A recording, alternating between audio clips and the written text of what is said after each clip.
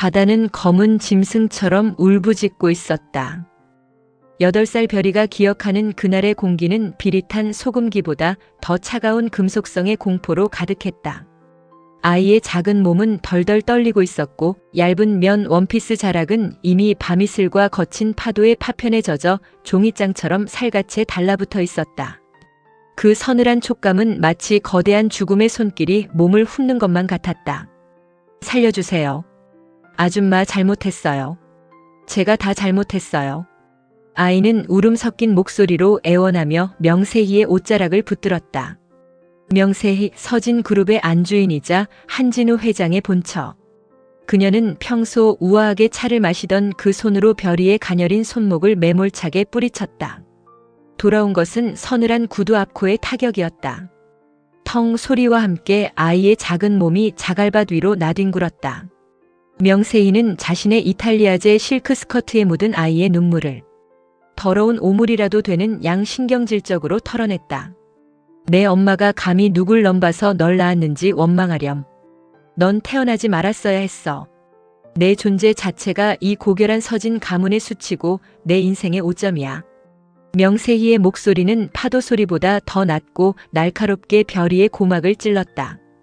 그녀의 뒤에는 한진우의 본처 자식들, 즉 별이의 이복 오빠들이 무표정한 얼굴로 서 있었다. 15, 17이었던 그들의 눈에는 동생에 대한 연민 따위는 없었다. 그들에게 별이는 자신들의 완벽한 후계 구도의 튄 시커먼 먹물 한 방울일 뿐이었다. 오히려 이 성가신 존재가 사라짐으로써 완벽해질 미래를 기대하는 듯한 기괴한 침묵만이 감돌았다. 어머니, 빨리 끝내죠. 누가 보기라도 하면 귀찮아집니다. 새벽 순찰차가 돌 시간이에요. 장남 한성민이 명품 시계를 흘낏 보며 차갑게 뱉었다. 명세희의 수아들이 검은 그림자처럼 다가와 별이를 번쩍 들어올렸다. 아이는 필사적으로 고개를 돌려 멀리 서 있는 아버지를 보았다. 한진우. 그는 벼랑 끝 등대 아래에서 담배를 피우며 먼 바다를 응시하고 있었다. 자신의 핏줄이 비명을 지르며 죽음의 문턱으로 끌려가고 있음에도 그는 단 한 번도 뒤를 돌아보지 않았다. 그에게 별이는 한때의 불륜이 남긴 처리해야 할 쓰레기에 불과했다. 타들어가는 담배 끝의 불빛만이 어둠 속에서 유일하게 명멸하며 그의 방관을 증명하고 있었다. 아빠, 아빠, 살려주세요. 별이가 잘못했어요. 다신 안 나타날게요. 절규는 짧았다. 사내들의 손에 들려 허공을 가르는 부유감이 느껴진 찰나 차가운 심연이 아이를 집어삼켰다. 영하의 온도에 가까운 바닷물이 폐부로 밀려들어왔다. 숨을 쉬려 할수록 고통은 가중되었고 위를 올려다보자 아득히 먼 수면 위로 불빛들이 일렁이다 사라졌다. 수면 위로 기포가 몇 번 솟구치다 고요해졌다. 한진우는 그제야 담배꽁초를 바닥에 비벼 끄며 나직하게 뱉었다. 병사로 처리해. 장례는 조용히 치르고 유골함은 바다에 뿌렸다고 해라. 오늘 밤 일은 이 세상에 존재하지 않는 거다. 그것이 한별이라는 존재가 세상에서 삭제된 방식이었다. 하지만 운명은 잔인하면서도 기묘했다. 거친 조류는 아이를 인근 어선의 그물로 밀어넣었고 죽음의 문턱에서 이름도 성도 버린 채 기적적으로 목숨을 건진 아이는 타국으로 흘러갔다. 그녀의 가슴 속에 남은 것은 따뜻한 심장이 아니라 그날 밤 바다의 온도와 똑같은 차가운 증오뿐이었다. 20년 뒤 인천국제공항의 입국 게이트가 열리고 한 여자가 걸어 나왔다. 칠흑 같은 생머리에 창백할 정도로 하얀 피부를 가진 여인. 그녀의 눈은 20년 전 그 차가운 바다보다 더 시리고 깊었다. 강희수. 이제 그녀를 별이라 부르는 사람은 세상에 없었다. 그녀는 해외 거대 자본 네메시스의 전권을 위임받은 아시아 지부장이자 죽음에서 기어 올라온 복수기였다. 공항을 빠져나온 이수는 곧장 남산이 보이는 최고급 호텔 스위트룸에 짐을 풀었다. 벽면 가득 서진 그룹 가게도와 주요 인물들의 파파라치 사진들이 붙여졌다. 한진우 회장의 늙어버린 얼굴, 명세희의 여전히 거만한 표정, 그리고 이제는 경영 전면에 나선 이복 오빠들. 이수는 와인 한 잔을 기울이며 그들의 얼굴 위로 붉은 펜을 그었다. 기다려요, 아버지. 당신들이 만든 그 견고한 지옥을 내가 더 화려하게 재건축해 줄 테니까. 복수의 서막은 서진그룹 창립 50주년 기념 파티였다. 서울의 권력자들이 모두 모인 그 자리에서 이수는 가장 화려하고도 슬픈 블랙 드레스를 선택했다.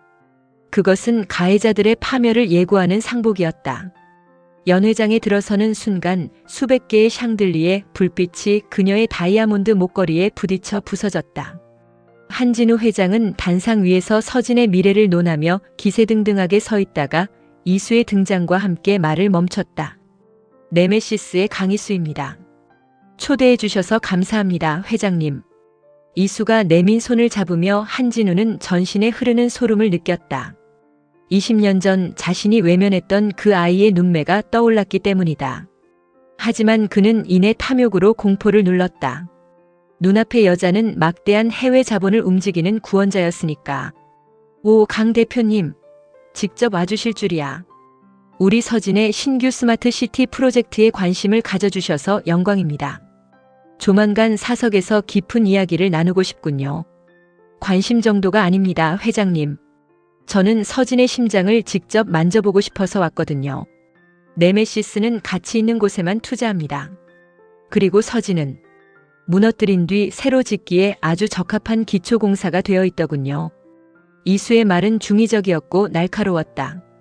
그녀는 파티장 한편에서 자신을 뚫어지게 노려보는 명세희와 눈이 마주쳤다. 명세희는 본능적인 거부감을 느끼며 와인잔을 쥔 손가락 끝을 떨었다. 이수는 우아하게 다가가 명세희의 귓가에 속삭였다. 사모님 안색이 안 좋으시네요.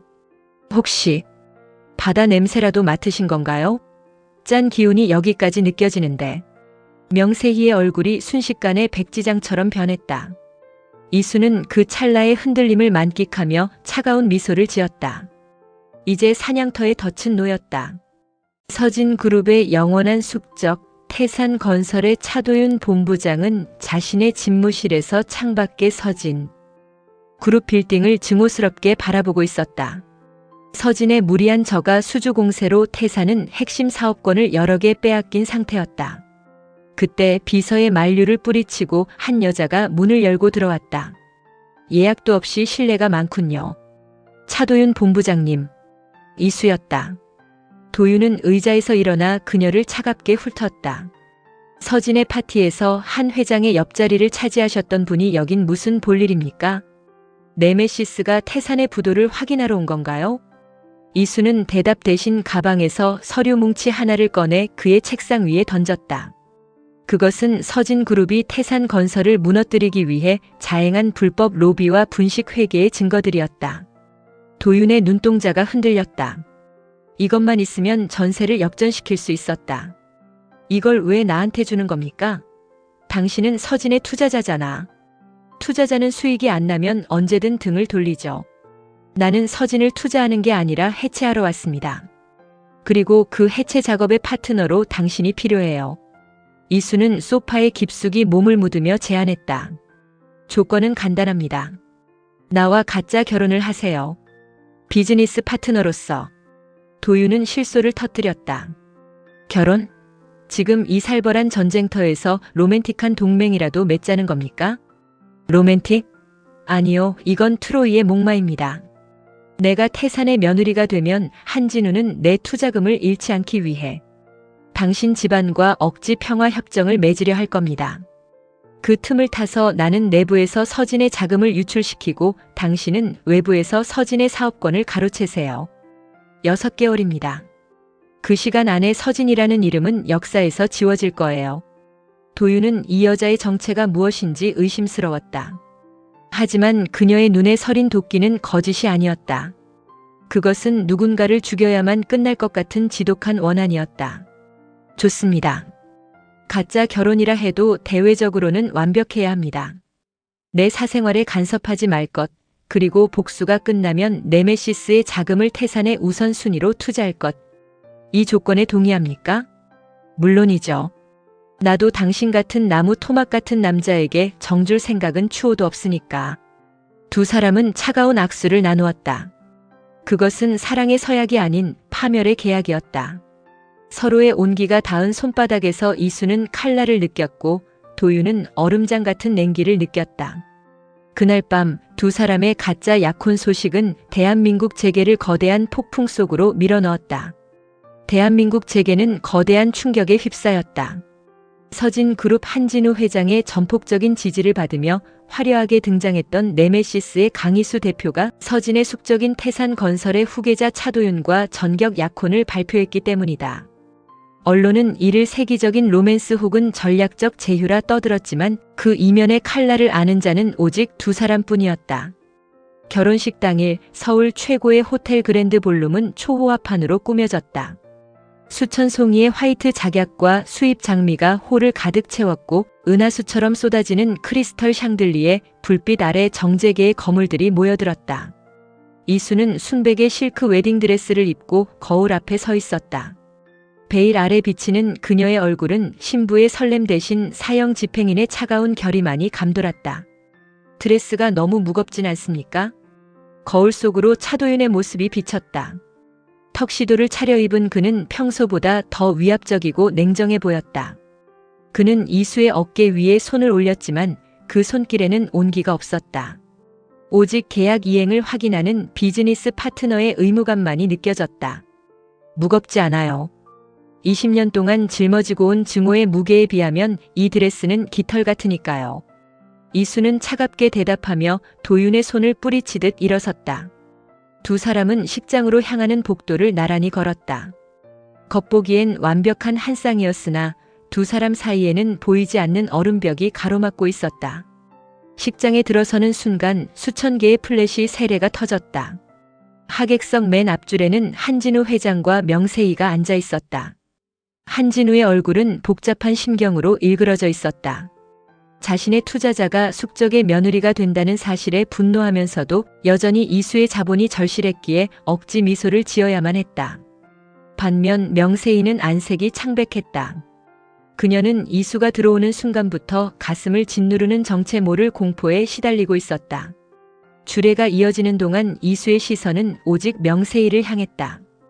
이수는 입가에 미소를 띠고 있었지만 눈동자는 20년 전 그 벼랑 끝의 바다색이었다. 식이 끝나고 이어진 피로 연장에서 이수는 명세희에게 다가가 와인잔을 부딪혔다. 어머니, 드레스가 참 고우시네요.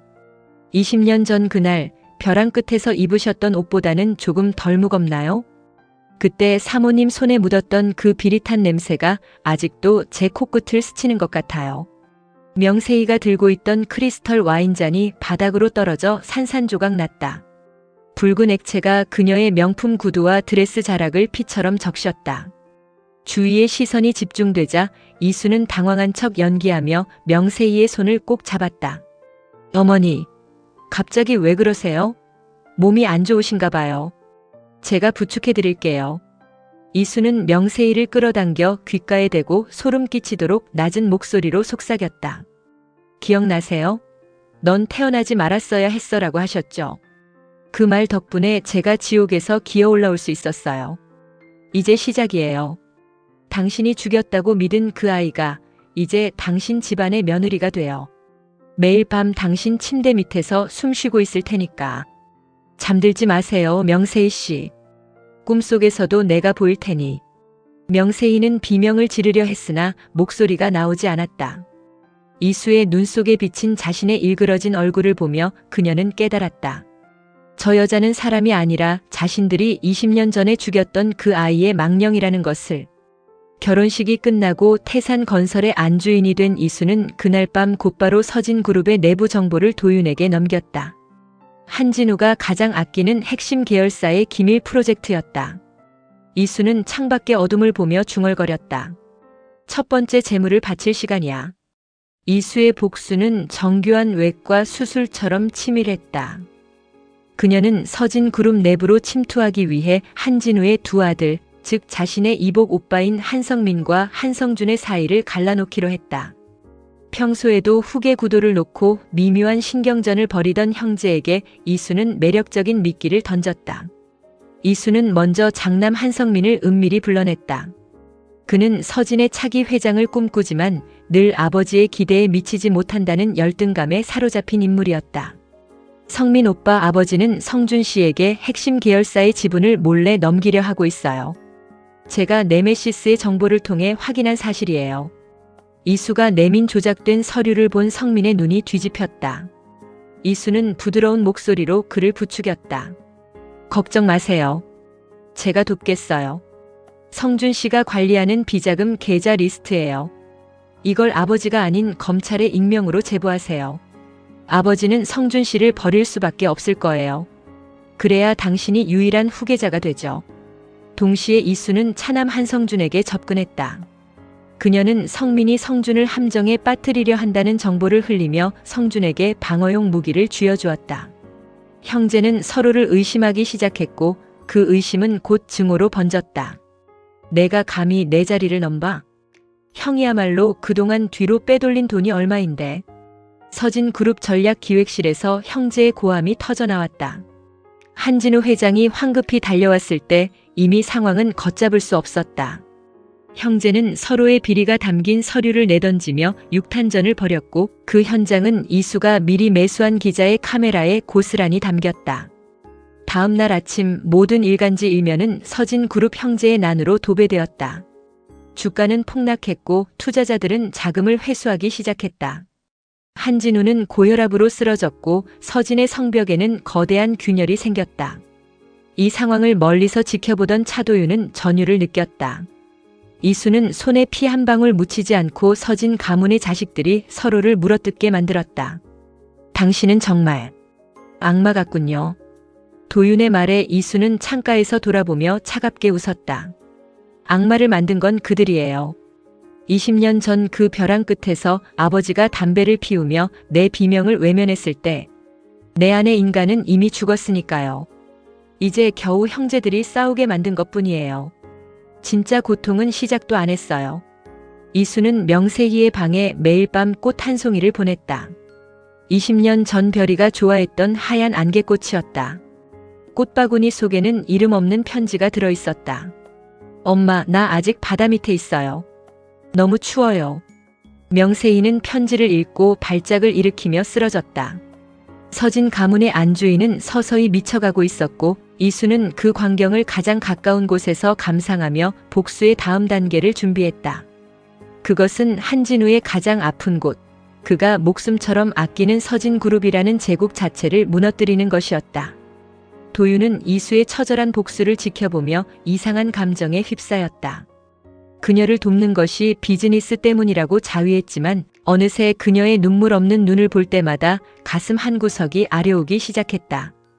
가짜 결혼이라는 연극 속에서 도윤은 자신도 모르게 진짜 변수를 만들어내고 있었다. 서진그룹의 주가는 연일 하한가를 쳤다. 명세희의 구속과 정신 이상 소식, 그리고 형제들의 경영권 분쟁은 서진을 파산 직전으로 몰고 갔다. 반면 태산건설은 서진이 놓친 국책 사업들을 싹쓸이하며 국내 1위 기업으로 도약하고 있었다. 비즈니스 결혼의 목표는 이미 달성된 것이나 다름없었다. 계약서대로라면 이수와 도윤은 이제 이혼 서류에 도장을 찍고 각자의 길을 가야 했다. 하지만 도윤은 며칠째 이혼 서류를 집무실 서랍 깊숙이 넣어둔 채 꺼내지 않았다. 늦은 밤 이수는 도윤의 서재를 찾았다. 계약 기간이 끝났어요, 차 본부장님. 서진은 이제 빈 껍데기뿐이고 당신은 목표를 잃었죠. 이제 나를 보내줘야 할 시간이에요. 도윤은 위스키 잔을 만지작거리며 창밖을 응시했다. 평소의 냉철한 모습은 온데간데 없고 그의 눈에는 깊은 고뇌가 서려 있었다. 보내주면 어디로 갈 겁니까? 다시 네메시스로 돌아가서 또 다른 복수의 대상을 찾을 건가요? 그럴지도 모르죠. 내 인생은 복수로 설계되었으니까요. 복수가 끝나면 행복해질 줄 알았는데 당신 눈을 보면 더 슬퍼 보여요. 강희수 씨 아니. 별아. 처음으로 불린 본명에 이수의 몸이 굳었다. 도윤은 자리에서 일어나 이수에게 다가갔다. 그는 그녀의 차가운 손을 잡아 자신의 심장 위에 올렸다.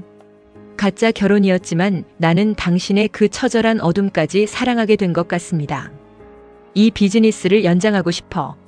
이번에는 계약서가 아니라 내 진심으로. 이수는 당황하며 손을 빼내려 했지만 도윤의 힘은 단호했다. 평생 타인을 증오하고 경계하며 살아온 그녀에게 누군가의 온기는 낯설고 두려운 것이었다. 나를 사랑하지 마세요. 나는 망가진 기계예요. 당신까지 내 지옥에 끌어들일 수 없어요. 이미 당신 지옥에 발을 들여놨어. 그리고 생각보다 살만하더군. 당신 옆이라면. 이수의 눈에서 처음으로 맑은 눈물이 흘러내렸다. 20년 전 차가운 바닷속에서도 흘리지 못했던 눈물이었다. 그녀는 복수의 화염 속에서 유일하게 자신을 구원해줄 손길이 적의 진영에 있었다는 사실에 묘한 운명을 느꼈다. 하지만 이수는 알고 있었다. 한진우가 마지막 발악을 준비하고 있다는 것을. 그는 자신의 파멸을 예감하고 모든 것을 함께 태워버릴 폭탄을 준비 중이었다. 이수는 도윤의 품에 안겨 나직하게 속삭였다. 마지막 한 조각이 남았어요. 그걸 끝내야 당신 곁에 온전히 설 수 있을 것 같아요. 서진그룹의 임시 주주총회 날. 한진우 회장은 수척해진 모습으로 단상에 섰다. 그는 마지막 카드로 네메시스의 자금 지원을 발표하며 회생 가능성을 주장하려 했다. 그러나 문을 열고 들어온 것은 강희수가 아닌 검찰 수사관들과 태산건설의 차도윤이었다. 한진우 회장님 횡령 및 배임 그리고 20년 전 강유라 씨와 한별양에 대한 살인 교사 및 유기방조 혐의로 긴급 체포합니다. 장례는 아수라장이 되었다. 한진우는 떨리는 손으로 마이크를 잡았다. 이게 무슨 증거 있어? 증거 가져와. 그때 대형 스크린에 영상 하나가 재생되었다. 그것은 20년 전 별이가 떨어졌던 그 벼랑 끝의 CCTV 복원. 화면과 당시 현장에 있었던 명세희의 수아가 자백하는 영상이었다. 결정적으로 한진우가 비서에게 죽은 줄 알았던 그 아이가 나타났으니 처리해라라고 지시하는 최근의 음성 파일까지 공개되었다. 한진우의 고개가 툭 떨어졌다. 그는 고개를 들어 방청석 맨 뒤에 서 있는 이수를 보았다. 이수는 검은 베일을 벗으며 그를 향해 차갑게 미소 지었다. 아버지, 당신이 그날 밤 끈 담배꽁초가 20년 동안 제 심장을 태웠어요. 이제 그 불길이 당신의 제국을 다 태웠네요. 한진우는 수갑을 찬 채 끌려나갔고 서진그룹은 그날부로 법정 관리에 들어갔다. 명세희는 병동에서 평생 죽은 아이의 환영에 시달리며 살게 될 것이고 형제들은 서로를 고소하며 옥중투쟁을 이어갈 것이었다. 완벽한 파멸이었다. 며칠 뒤 이수는 어머니 강유라의 유해가 뿌려진 바다를 찾았다. 차도윤이 그녀의 곁을 묵묵히 지켰다. 이수는 손에 쥐고 있던 낡은 머리핀을 바다로 던졌다. 이제 정말 안녕 별아. 바다는 더 이상 짐승처럼 울부짖지 않았다. 잔잔한 파도는 마치 이수의 오랜 상처를 씻어주듯 발등을 간지렸다. 도윤이 이수의 어깨를 감싸 안으며 말했다. 이제 집으로 갑시다. 당신의 이름으로 불릴 수 있는 곳으로. 이수는 도윤의 손을 꼭 잡았다. 복수의 끝은 허무할 줄 알았으나 그 끝에서 마주한 것은 새로운 시작이었다. 가짜로 시작된 결혼이었지만 이제 두 사람 앞에는 계약서가 아닌 진짜 삶이 기다리고 있었다.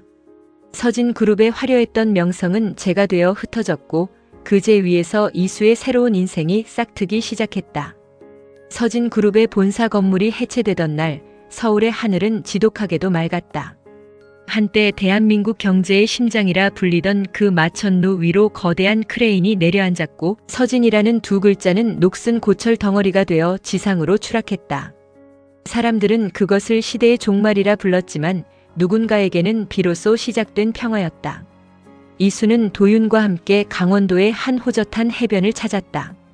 20년 전 차가운 심연이 자신을 집어삼켰던 그 비극의 장소에서 불과 몇 킬로미터 떨어지지 않은 곳이었다. 하지만 이제 그곳의 파도는 더 이상 짐승처럼 울부짖지 않았다. 그저 규칙적인 박자에 맞춰 모래사장을 애무하듯 밀려왔다 밀려갈 뿐이었다. 이제 정말 다 끝났네요. 이수가 나직하게 읊조렸다. 그녀의 손에는 신문 한 장이 들려 있었다. 사회면 한 구석을 장식한 단신 기사. 속보 전서진 그룹 회장 한진우 옥중 지병으로 사망. 유가족 면회 거부 속 쓸쓸한 최후. 한진우는 끝내 사과하지 않았다. 그는 감옥 안에서도 자신의 몰락을 남의 탓으로 돌리며 악을 쓰다 혈관이 터져 숨을 거뒀다. 그의 시신을 거둘 가족조차 없었다. 명세희는 이미 중증 치매와 정신착란으로 폐쇄병동에서 자신의 손가락을 어린아이의 뼈라고 착각하며 매일 밤 비명을 지르고 있었고, 두 아들은 서로에게 살인 미수 혐의를 씌우며 재판장에서 멱살잡이를 하느라 아버지의 임종 따위는 안중에도 없었다. 이수는 신문을 작게 접어 주머니에 넣었다. 통쾌함보다는 기묘한 허무함이 밀려왔다. 20년을 바쳐 온 목표가 사라진 자리는 생각보다 넓고 휑했다. 그때 따뜻한 온기가 그녀의 어깨를 감싸 안았다. 도윤이었다. 허무해하지 마요. 당신이 무너뜨린 건 한 가문이 아니라 그들이 만든 거대한 악순환이었으니까. 도윤은 이수의 손을 잡고 해변에 세워진 작은 목조 건물로 향했다. 그곳의 입구에는 별의 집이라는 소박한 간판이 걸려 있었다. 이수가 네메시스의 자금을 회수해 설립한 아동보호재단의 첫 번째 쉼터였다. 그 안에서는 아이들의 웃음소리가 흘러나왔다. 부모에게 버림받거나 세상의 사각지대에서 떨고 있던 아이들이 그곳에서 따뜻한 수프를 먹고 깨끗한 침대에서 잠을 잤다. 이수는 문틀에 기대어 그 풍경을 가만히 지켜보았다. 8살의 별이가 그토록 바랐던 평범한 일상이 그곳에 있었다. 이사장님 오셨다. 아이들이 달려와 이수의 코트 자락을 붙들었다. 차가운 복수기로 살던 시절에는 상상도 할 수 없던 접촉이었다. 이수는 엉거주춤 아이들의 머리를 쓰다듬었다. 그날 밤 이수와 도윤은 재단 숙소의 테라스에서 바다를 바라보며 와인을 마셨다. 가짜 결혼 계약서는 이미 오래전에 파쇄되어 사라졌다. 이제 두 사람 사이를 묶어주는 건 법적인 서류가 아니라 서로의 상처를 알아본 영혼의 유대였다. 차 본부장님, 아니 도윤 씨. 궁금한 게 있어요. 말해봐요. 왜 그때 내 손을 잡았나요? 비즈니스 파트너로서는 너무 위험한 선택이었잖아요. 당신이 처음 내 사무실에 들어왔을 때 당신 눈에서 불꽃을 봤어요. 그런데 그 불꽃이 너무 뜨거워서 조만간 당신 자신까지 태워버릴 것 같더군요. 누군가는 그 불을 꺼줘야 한다고 생각했습니다. 아니, 사실은 그 불꽃 옆에서 같이 타 죽어도 상관없겠다는 생각이 들었죠. 이수는 피식 웃음을 터뜨렸다. 냉혈한인 줄만 알았던 남자의 입에서 나온 고백은 투박하지만 진실했다. 그녀는 도윤의 어깨에 고개를 기댔다. 그녀는 이제 강희수라는 이름으로, 그리고 누군가의 연인으로 지상 위에 단단히 발을 딛고 서 있었다. 내일은 어머니 묘소에 같이 가요. 이제 정말 웃으면서 인사할 수 있을 것 같아요. 폭풍우는 끝났다. 바다는 이제 잔잔한 자장가를 부르며 한 여자의 고통스러웠던 과거를 영원히 깊은 곳으로 침잠시켰다. 그리고 그 자리엔 단 한 송이의 안개꽃 같은 새로운 희망이 피어오르고 있었다.